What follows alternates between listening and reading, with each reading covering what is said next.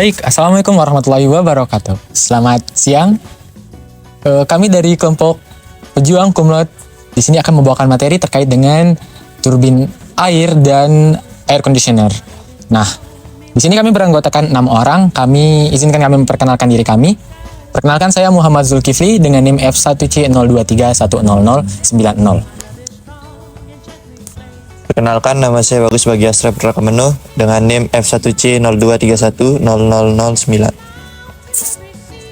Perkenalkan, nama saya Torvin Muda dengan NIM F1C02310099. Perkenalkan, nama saya Inyoman Wage Surya Wibisana dengan NIM F1C02310060. Perkenalkan, saya Muhammad Wirandi dengan NIM F1C02310074. Perkenalkan, saya Ahmad Mu'arraf Asyihabi dengan NIM F1C02300131. Oke, masuk ke materi. Teman-teman tahu nggak sih apa sih itu turbin air dan air conditioning? Di sini, turbin secara umum dapat diartikan sebagai mesin penggerak mula di mana energi fluida dikerjakan untuk memutar roda turbin. Fluidanya dapat berupa air, uap, ataupun gas. Dengan demikian, turbin air dapat diartikan sebagai suatu mesin penggerak mula yang fluida kerjanya adalah air.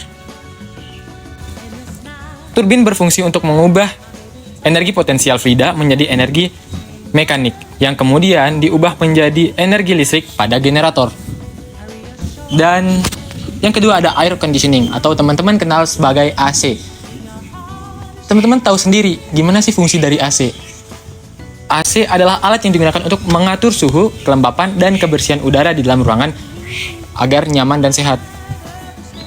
Pada umumnya, AC digunakan pada wilayah yang beriklim tropis di Indonesia. AC membantu menciptakan suasana sejuk dengan menyerap panas dari udara. Sistem AC bekerja berdasarkan siklus refrigerasi yang menggunakan energi untuk memindahkan panas dari dalam ruang ke luar. Komponen utama AC terdiri dari kompresor, kondensor, evaporator, katup, ekspansi, dan refrigeran sebagai media pendingin. Selanjutnya kita bahas jenis-jenis turbin air. Turbin air diklasifikasi berdasarkan cara kerjanya dalam mengubah energi potensial air menjadi energi mekanik, yang terbagi menjadi 2 jenis utama. Yang pertama, turbin impuls. Turbin impuls disebut juga dengan turbin air tekanan sama karena tekanan air yang keluar dari nozzle tekanannya sama dan tekanan atmosfer sekitarnya, sehingga energi tempat dan energi tekanan yang dimiliki oleh aliran air dirubah semuanya menjadi energi kecepatan. Contoh dari turbin impuls ini adalah turbin Pelton, turbin cross flow, dan lain-lain. Turbin Pelton merupakan turbin impuls. Turbin Pelton terdiri dari satu set sudu yang diputar oleh pancaran air yang disemprotkan dari satu atau lebih alat yang tersebut. Turbin Pelton adalah salah satu jenis turbin air yang paling efisien. Turbin Pelton adalah turbin yang cocok digunakan untuk heat tinggi. Selanjutnya adalah turbin turbo. Turbin turbo dapat beroperasi pada heat 30 sampai dengan 300 meter, seperti turbin Pelton. Turbin turbo merupakan turbin impuls, tetapi sudutnya berbeda. Pancaran air dari nozzle membentuk sudu pada sudut 200. Kecepatan putar turbin turbo lebih besar dari turbin Pelton. Akibatnya, dimungkinkan transmisi langsung dari turbin ke generator sehingga kenaikan efisiensi total sekaligus menurunkan biaya perawatan. Yang kedua, pembagian dari turbin air adalah turbin reaksi. Turbin reaksi disebut juga turbin lebih karena tekanan air masuk roda turbin lebih besar daripada tekanan air yang saat keluar turbin. Secara umum dapat dikatakan bahwa aliran air yang masuk ke roda turbin mempunyai energi penuh.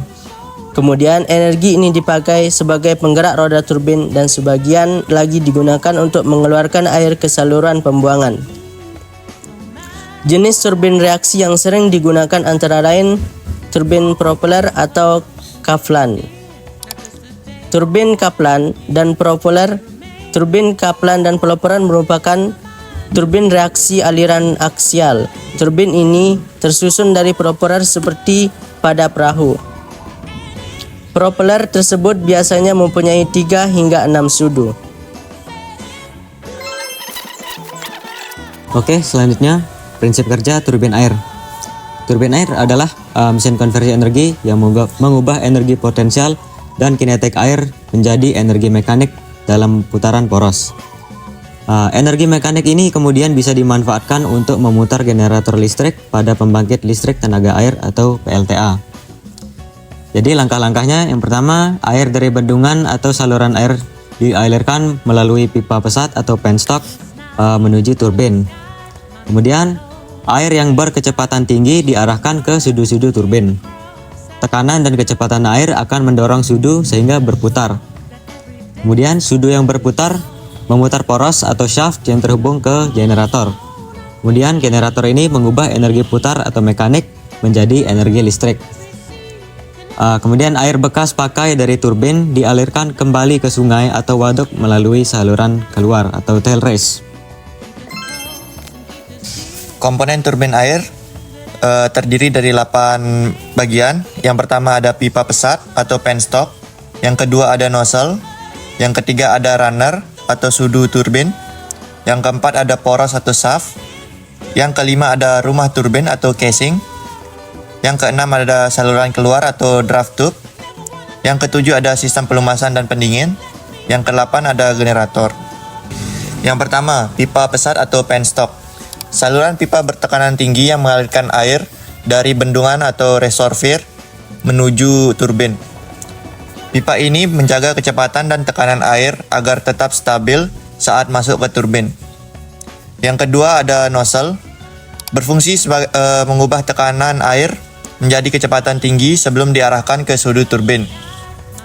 Khusus pada turbin tipe impulse atau seperti turbin Pelton, nozzle yang sangat penting untuk menghasilkan pancaran air yang terfokus.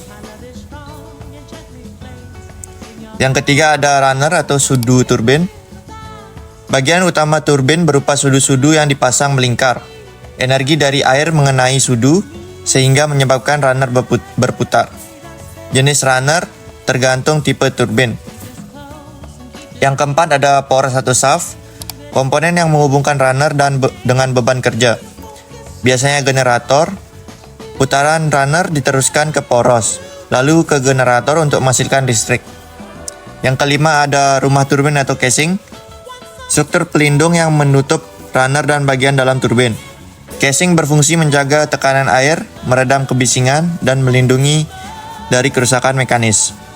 Yang keenam ada saluran keluar atau draft tube, saluran yang mengalirkan air bekas pakai dari turbin menuju sungai atau waduk. Draft tube juga membantu mengurangi tekanan di belakang runner, meningkatkan efisiensi turbin. Yang ketujuh ada sistem pelumasan dan pendinginan. Digunakan untuk menjaga suhu dan kondisi bantalan poros dan komponen mekanis agar tidak aus akibat gesekan dan panas berlebihan. Yang kedelapan adalah generator, mesin yang dihubungkan dengan poros turbin untuk mengubah energi mekanik menjadi energi listrik melalui induksi elektromagnetik. Baik, selanjutnya untuk aplikasi turbin air. Yang pertama PLTA skala besar. Turbin seperti Francis dan Kaplan digunakan di pembangkit listrik tenaga air besar karena efisiensi tinggi dan kemampuan beroperasi terus-menerus.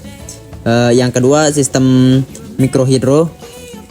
Turbin Pelton dan cross flow banyak digunakan di daerah terpencil dengan debit kecil dan head tinggi sebagai solusi elektrifikasi desa. Yang ketiga, kogenerasi dan sistem gabungan. Turbin air dapat digunakan dalam sistem siklus gabungan seperti hybrid hidrotermal untuk menghasilkan energi dan panas secara bersamaan. Yang keempat ada pump hydro storage.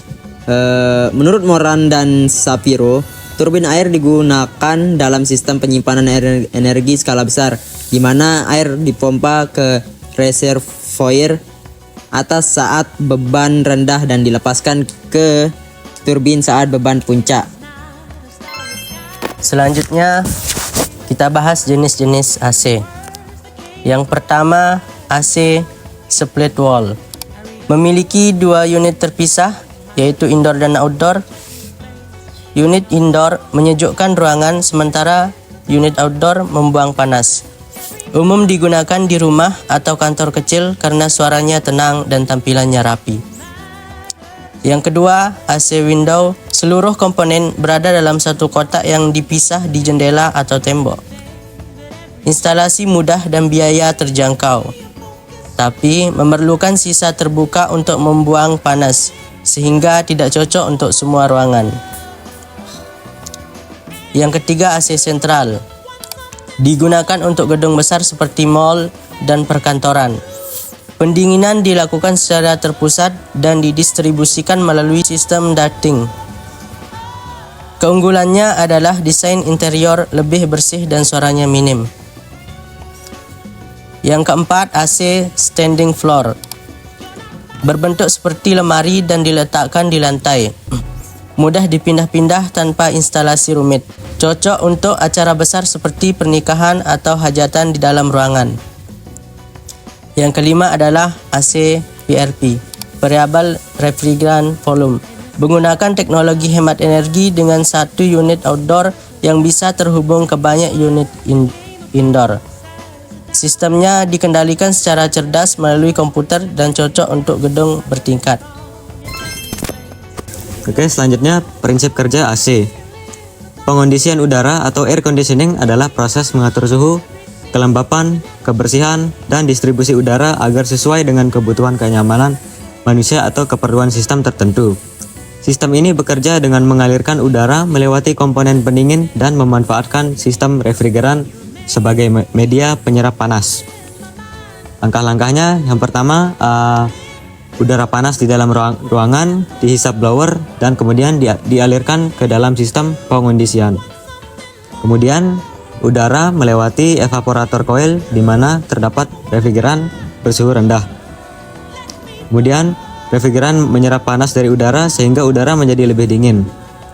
Kelembapan udara juga berkurang karena uap air di udara mengembun di permukaan evaporator.